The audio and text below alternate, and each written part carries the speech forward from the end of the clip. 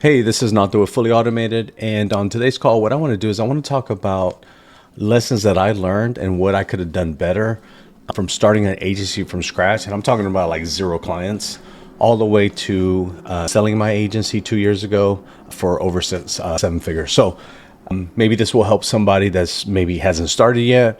Maybe this will help somebody that just started, or maybe you're thinking about selling your agency. What are the things that you need to do?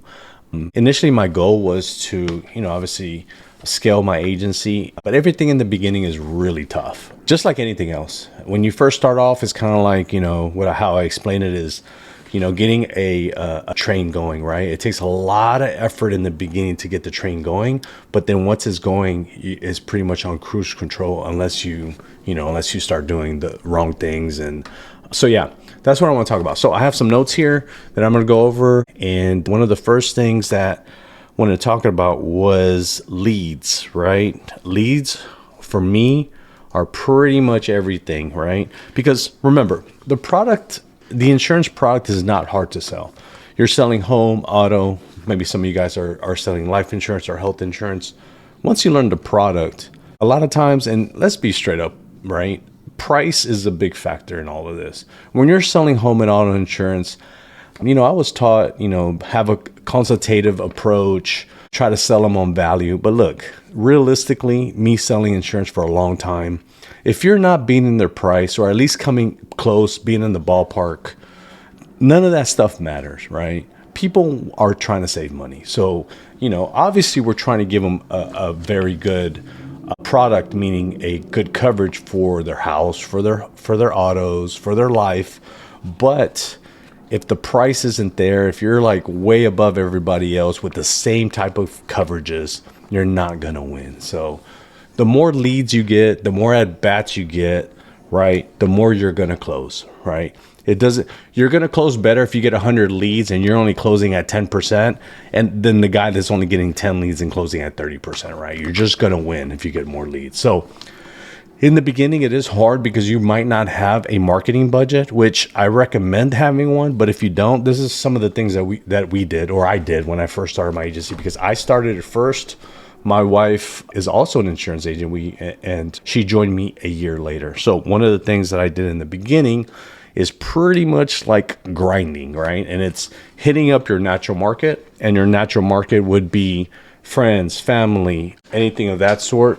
What I would do is just go on your phone, go on your contacts, start letting people know, hey, I'm in the insurance business. If you guys need a quote for home, auto, life, or whatever you guys sell, just let people know that you are in the business, right? Put it on your Facebook. Start reminding people on what you do. And you know what I noticed, which is kind of crazy, is that your family sometimes is going to be the last people that come to you because you're not proven yet.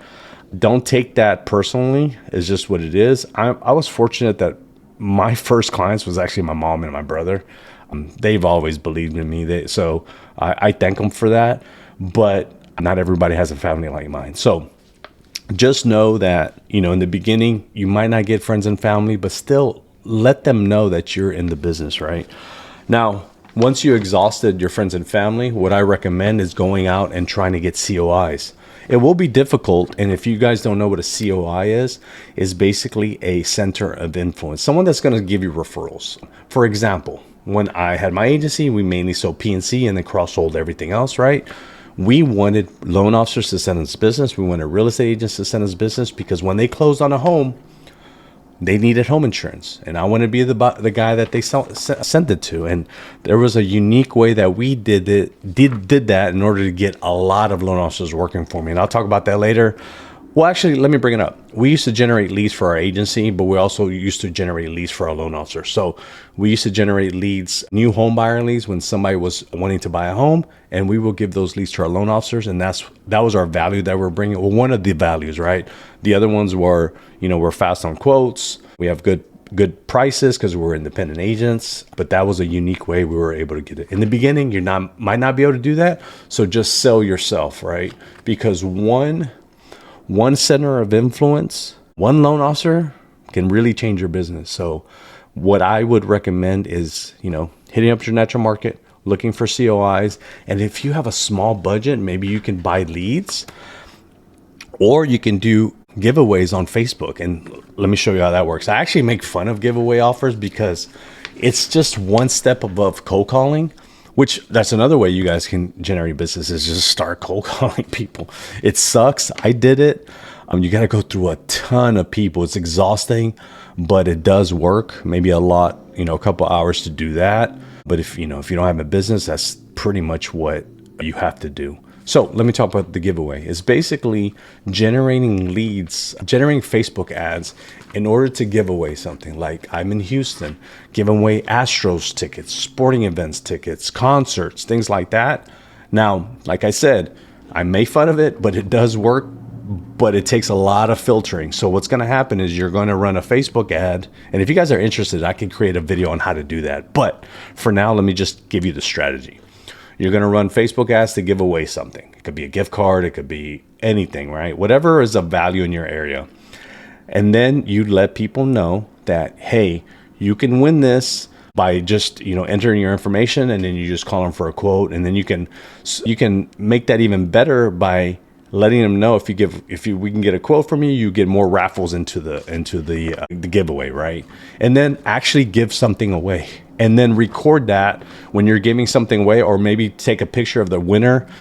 Definitely give something away, right? So what that's going to do is that's going to produce a lot of leads, a lot of contacts, but it's going to be a lot of filtering, because remember, people are going in there looking for something for free.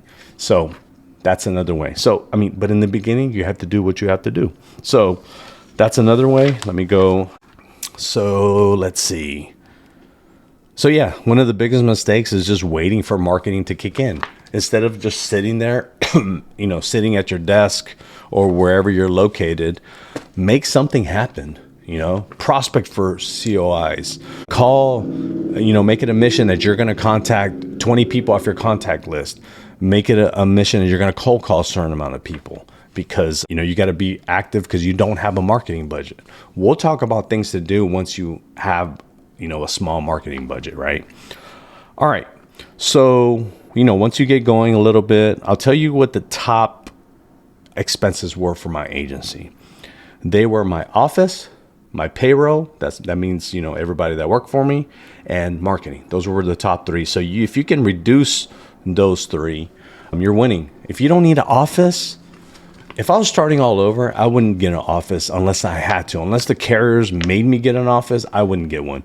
Just wasn't necessary. We probably had a handful of people that came into the office, and it was usually just, most of the time, it was just people wanting service. So one of the things is, if I wouldn't have an office at all, I'll keep everything virtual. And if I had to get an office, I would get a small one for like $300 to $500, and that's it, and have everybody virtual. That's what I would do.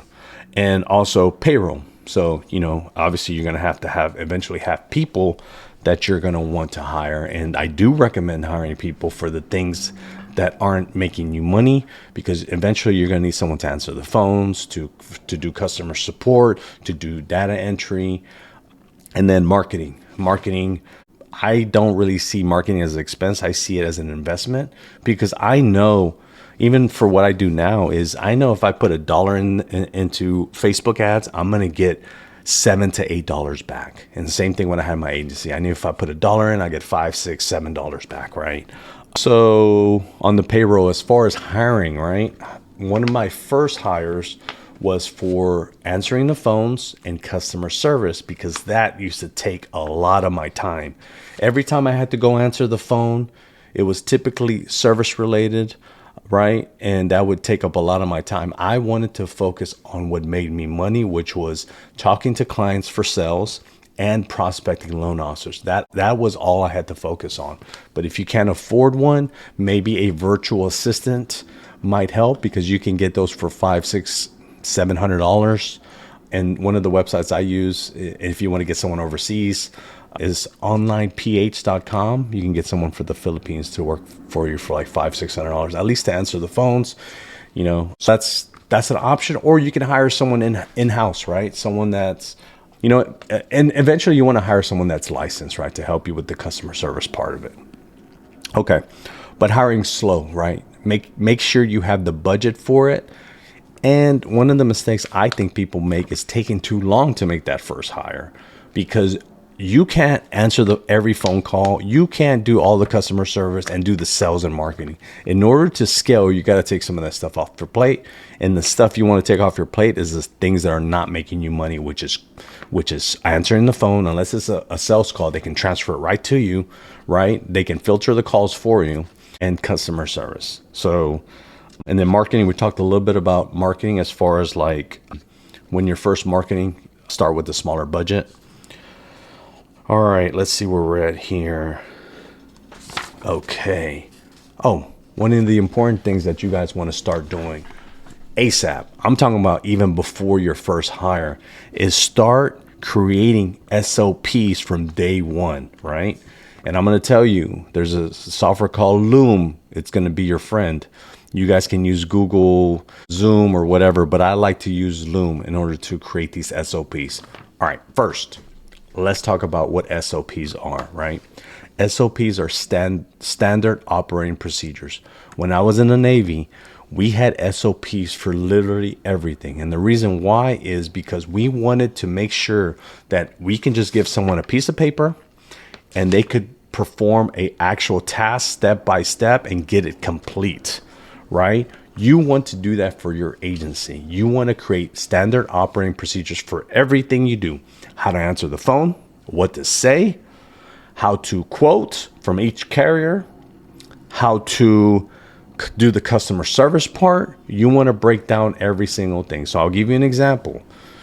You want to start making these videos with Loom. So it's basically you doing a quote the right way. And the reason why I like Loom is because you can build a library of these videos and transcribe them into SOPs right inside of Loom, right? So once you start building these, your training is going to be a lot easier. When you first bring on your first person, you're going to have SOPs on how to answer the phone, how to do customer service, how to quote. They're going to know exactly how to do it after you train them. All they have to do is go into the library of videos in order to use those, right? That way they don't have to bother you every 5 minutes from what you're doing, because that did happen to me, and I started building SOPs. And now to scale that a little bit more, when you do your first hire, make that first hire start doing SOPs for what he or she does every single day. Do the Loom videos. When you hire your next person, make them do SOPs on videos, what they do on a daily basis. That way, every time you hire someone else, you have a big library of SOPs where they don't have to bother you, because you're going to be focused on sales and marketing. As a business owner, that's what you want to focus on, because you are the rainmaker. You are totally responsible for bringing leads and closing those leads every single day, because that's what brings revenue and that's what pays the bills, right? All right. So anything else about SOPs? Like I said, you also can use any type of video thing you want. You can use your Google Docs in order to build a library of those. Whatever you want, just do it, right? Pick something and just do it. All right. Using AI. That's something that wasn't available to me when I had my agency. I started getting into AI once I sold my agency. And one of the things you can use for that is start creating libraries of actual email responses that you're doing. That way you don't have to create a new email for every response. If you're continuously sending the same type of email, build templates for that. Have AI. I like to use Claude. A lot of people like to use ChatGPT, which is great. Just pick one, use one, and start building those templates. That way you don't have to create, because let's just say it takes you 5 to 10 minutes to do an email where you already have a template email. You can just copy and paste and send it. That's going to save you some 5 minutes here, 5 minutes there. Now it saves you an hour a day, right? So use AI. And I'm going to make a lot more videos on how I use Claude to run my business, because for my personal experience, I had a program before where I had 15 plus people working for me. I was able to reduce that from 15 to now 3 people using AI, mainly Claude with the operating system and things like that. So I'll talk more about that. So one of the things I would automate from day one is anything like quote follow-up sequences, which maybe you already have that already set up, renewal reminders, internal SOPs and training docs. Also, some of the stuff that we automate with our software that we use is that we automate it where you're getting Google reviews from every single person that you sell. It's all automated with our fully automated software, where I'll show you how this works. And we were able to get 300 plus reviews in 4 years by doing this. And actually, we didn't even start this till about like 2 years after we started the agency. So you can build up a lot of reviews really fast by doing this. So how it works in our software is, once we sold someone and we moved them to sold, they would get an automation that we would ask for a Google review, because remember, they're the happiest once you sold them, right? Because you must have sold them because you saved them money or you got them better coverage. So you want to hit them up right then. And the unique thing that we do is, if the client doesn't send us a 5-star or 4-star review, it actually kicks it back to us in order for us to fix it. So now we're only getting 4-star reviews, and the other ones we're trying to fix, right? So another automation that we have is the quoted not sold automation, where back in the day when I used to print out leads and things like that, I would print them out, and if I didn't sell them, I put them in a box, and I say, I'm going to get to those 6 months later, which I never did. So what I did was I automated that process, where we moved that to a stage called quoted not closed. And then 6 months later, we would nurture them throughout the 6 months automatically. And then 6 months later, it comes back into our pipeline so we can quote them again, right? So those are some automations. We have a ton more that I can go over if you guys are interested. Just leave me some feedback in the comments if that's what you're interested in, okay? So I have plenty more notes here. So let's see what else. And so now at this point, right, you've already made some changes into your agency. Maybe, you started generating, you started making closes from your natural market. You guys have gotten referrals from them. You got referrals from referrals. Maybe you have a couple COIs working for you. Maybe you have a loan officer, a couple real estate agents working with you. Maybe you have one person helping with the phones and service. Maybe it's time to hire a salesperson, right? By this time, you should have SOPs for the salesperson. Now, at the peak, I believe we had about 15 salespeople that were working with us. And how we paid them was salary plus commission. So I always like to incentivize for sales. Actually, I like to incentivize for everything. Even my customer service people were incentivized. If they were able to retain a client that wanted to cancel, we would give them gift cards for that. So everyone was incentivized by something, right? Even now with my business, everybody is incentivized. So it's always a commission plus bonuses and things like that. So and I can maybe go over, I know someone had asked about how we exactly paid our salespeople, but I always like to pay them salary plus the bonus structure. Okay. Now, by this time, you should have, you should have some kind of marketing budget, right? Maybe $1,000 a month that you can spend, which that's what I recommend. Even if you're running your own ads on Facebook, I recommend $1,000 budget in order to do that, or $1,000 budget to buy leads. Maybe you don't know how to do Facebook ads. Maybe you have to buy leads, right? Because you don't know, and you can't afford someone to set it all up for you to do that at this point. So you have $1,000 budget.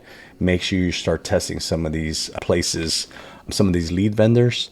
But eventually, once that budget increases, you can actually start getting someone like me to set up your ads where you own your leads, where you are generating leads for yourself on Facebook. Because I always talk about this. I always talk about owning your leads and owning your data. And the reason why is because we've been working with several agents where, they're generating their leads, they're getting them at 1/3 of a cost, and they're not sharing with anyone. So your closing rate automatically goes up because of that. And then once we've been running ads for so long, we know the actual areas that you're the most competitive in, and you know where you're selling the most policies. So with Meta, you can actually go in different cities, different counties on where you're the most productive in. That way, your return, instead of having a 3 to 4x return on your investment, now you have an 8 to 9 return on your investment by doing that. And always ask for referrals, always ask for Google reviews. We automate that whole process, but in the beginning, you have to do it manually. All right. So let's see. One of the biggest shifts that you have to do as a business owner, once you get to a point where you have a marketing budget, you have some salespeople, maybe you have some customer service people, you need to take yourself off of doing the manual type of work, meaning you should not be answering the phones. And this is probably once you are, I think I stopped quoting once we got to like 2 mil. 2 mil, I think I stopped quoting and I focused everything on marketing and referral partnership. Maybe for you guys, it'll be 4 mil, 5 mil. I don't know what that number, but definitely after 5 mil, you really shouldn't be quoting. Your focus should be being the rainmaker of your agency, making sure your systems are intact, making sure your SOPs are intact, making sure you're getting those referral partnerships, that you're developing those referral partnerships, making sure your marketing's on point, making sure you're getting leads for all of your salespeople to close, and training, right? So your job is going to be training, obviously managing, sales, and marketing. I would stop quoting at that point, right? And like I said, after 2 mil, I don't think I ever quoted. Towards the end, I don't think I even knew how to quote. So one of the other things that we used to do is every month we would see who would, out of our salespeople, who was producing the most, and we would have them train the other salespeople on what they're doing. That way to get everybody doing the same thing, right? And that just goes along with training and SOPs. Because your job, like I said, again, is going to be mainly being that rainmaker, okay? Now, hiring salespeople is hard, and it's going to be harder because nowadays everybody wants to be a YouTuber, a TikToker. Nobody wants to do insurance, right? So you really have to incentivize them to sell, right? So like I said, set a base, set some bonuses that are competitive. That way you retain people, right? And one of the last things I want to talk about is one of the things that's going to increase the value of your agency. Not only will it give you more leads, but it'll also increase the value of your agency. If you ever want to sell it, you can sell it for more multiples. And here's what it is.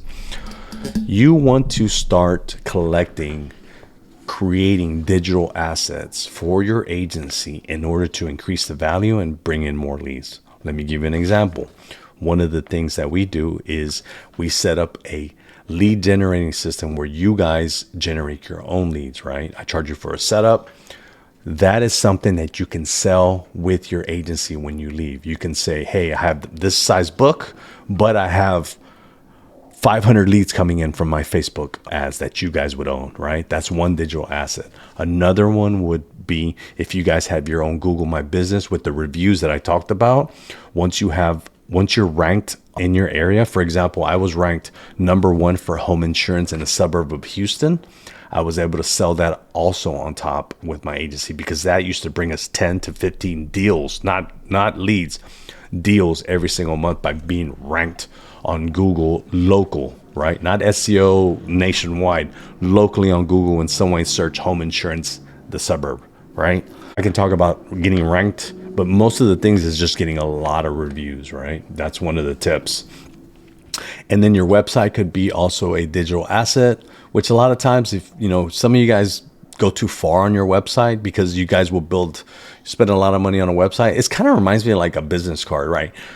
You can spend a whole bunch of time making the business card look nice, but if you're not giving it to anybody, what does it matter? Same thing with the website. You can have the best looking website, but if it doesn't convert and nobody's going to the website, it literally means nothing. So that's why I don't really put tons of value on a website. I put more value on what's bringing in leads, right? So those are the digital assets that I'm talking about that can increase the value of your agency. And then at that point, not only are those digital assets bringing you leads, but if you ever want to sell your agency for whatever reason, you can ask for more multiples. And if they don't want to include that, you can sell those separately to someone else. So I think in closing, if I had to start from zero today, I would definitely go with prospecting COIs, hitting up my natural market. I would literally hit up everyone in my contact list on my phone, just letting them know that, hey, I'm in the insurance business right now. And maybe you guys could get some quotes from that and then ask for a referral. So let's see what else. Yeah, that's about it, I think. And everything I talked about, what helped me build a 7-figure agency. And really, it just comes down to leads and systems and marketing and that's and training. It pretty much comes down to that, because towards the end of my agency, all I had to worry about is if I had too many leads, then I needed to get more salespeople. If I had too many salespeople that didn't have enough leads, I would just bump up my ad spend and get more leads, right? Then you would just have to just balance that leads versus how many people are working the leads. I was fortunate that my wife actually ran the office, and that allowed me to just focus on the things that I liked, which was just marketing and referral partnerships. So if you guys have any questions, if you guys want us to build out a lead generating system that can generate hundreds of exclusive leads that you guys own, let us know. We can build it, and there's going to be a link down here so I can show you guys exactly my full system. I'll show you how we're generating the leads. We'll show you the automation, how we use the chatbot in order to help you guys convert those leads. So if you guys have any questions or you guys want me to talk about something different, just let me know in the comments. Talk to you soon. Bye.